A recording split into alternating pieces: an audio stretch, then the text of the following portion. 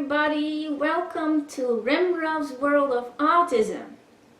In this video I want to answer a question which I receive quite often from parents and sometimes teachers. And they ask me, what do I do? My child just got diagnosed with autism and I just don't know what to do. I'm totally unfamiliar with autism and I don't know how to help my child. What shall I do? Of course, when your child just got diagnosed with autism, it can be quite a lot to process all at the same time. You want the best for your child, of course, and you want to give him the best help possible. So what should you do? Well, the first thing that's very important is not to go into panic mode. Autism, of course, affects life in quite a big deal, but there are many autistic people living quite a normal and happy life, and actually autistic people can achieve quite a lot in their lives. Autism often comes actually with quite a lot of special gifts and talents, so that's a very good thing about it. Besides that, when you go into panic mode and you suddenly start to treat your child different right after a diagnosis, your child will definitely pick up on that, and it can have a bit of an opposite result as what you want for him or her.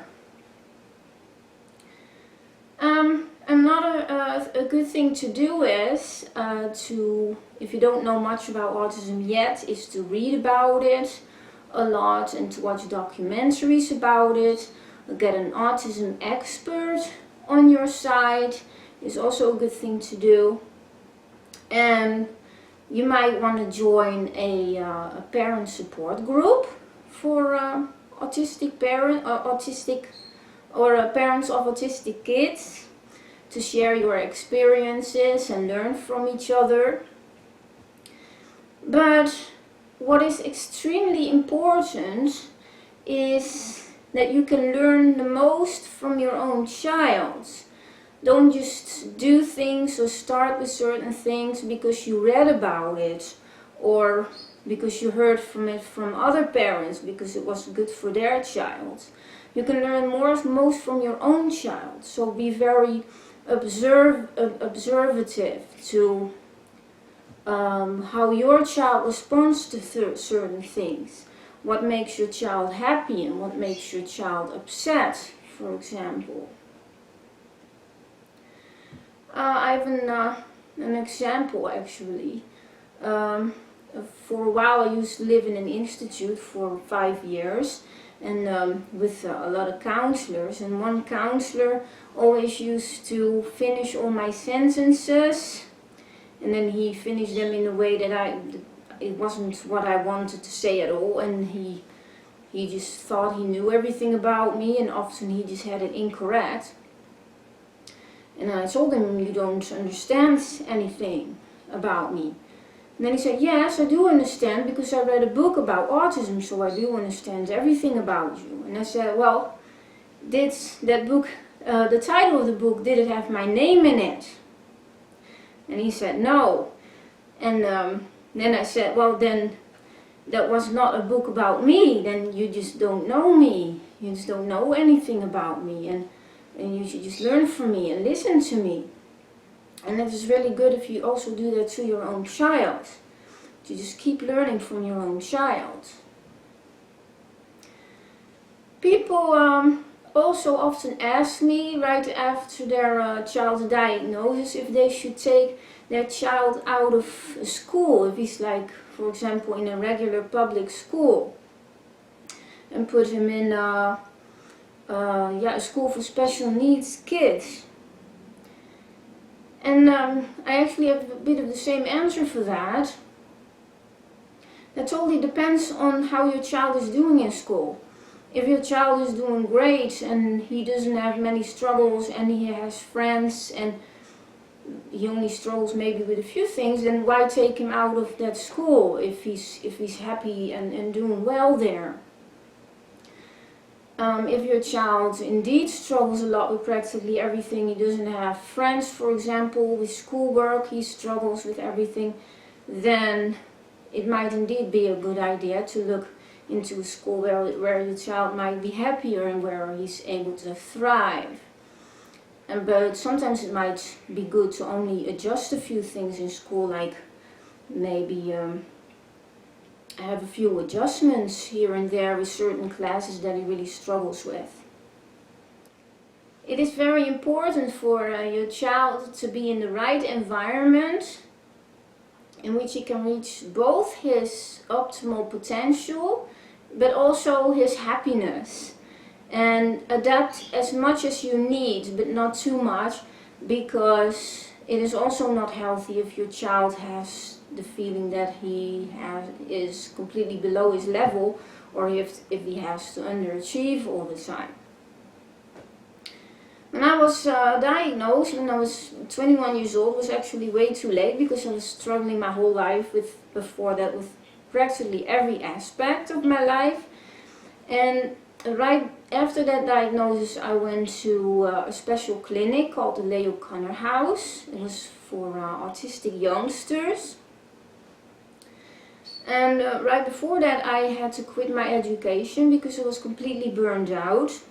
Everything was just too difficult for me. I was struggling with everything.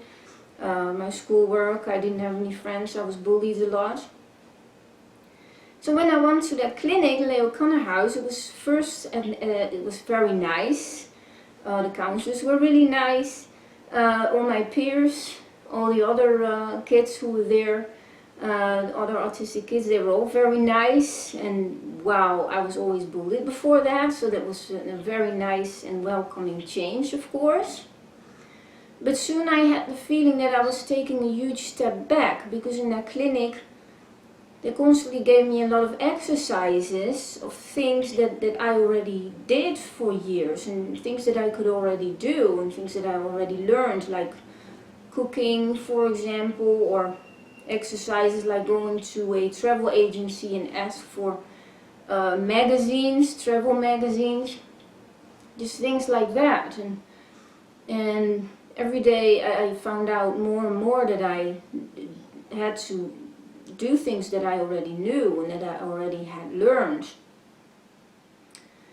And when I told the counselors about that, every time they said, well, prove it, and then I had to do the exercise anyway to show them that I could already do it. And after a while, I just found it a huge waste of my time.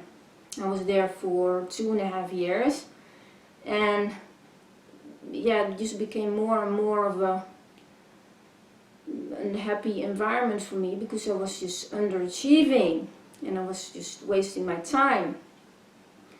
So you don't want your child to be in a situation like that. You really want to adapt the environment around what your child knows already, and what your child can do, and in which your child can reach his optimal potential and be happy, and in which he can thrive. Then another thing that is important, and another thing that would be really good to do, is learn from other autistic people. A lot of therapists and experts, they know a lot about autism, but they don't have autism themselves. So then they can't really tell you how it feels to have autism, and from a deep level to tell you why we respond in a certain way in certain situations. So it's very good to get your information from people who are actually on the inside. And of course, I can't stress enough, you can really learn the most from your own child. Just keep observing your own child, pay a lot of attention to how your child responds to certain situations. Then you will find out what works and what won't. Put yourself in your child's shoes and try to see the world as he does. And pay attention to details also. It's very important, because the key to happiness and well-being might lie in changing very, very small details. Then I have a few advices about what not to do. Never expect your child to become neurotypical or to look neurotypical. The child has autism and he will just need adaptations made to some degree throughout his whole life. Acceptance is a must, and it's the first thing you have to do, you need to do as a parent. Also, for example, acceptance that your child needs to stim, like flapping arms or rocking back and forth in order to manage himself in certain situations. And this, you also have to expect that he will do that. He will probably do that also in public. An environment that is accepting and willing to learn and shows understanding and encouragement, and an environment that focuses on the strengths of a child or an autistic person instead of the weaknesses. That's an environment in which an autistic person will thrive. So this was it. I'm just gonna get my little feathered friend Pilaf to say bye to you all.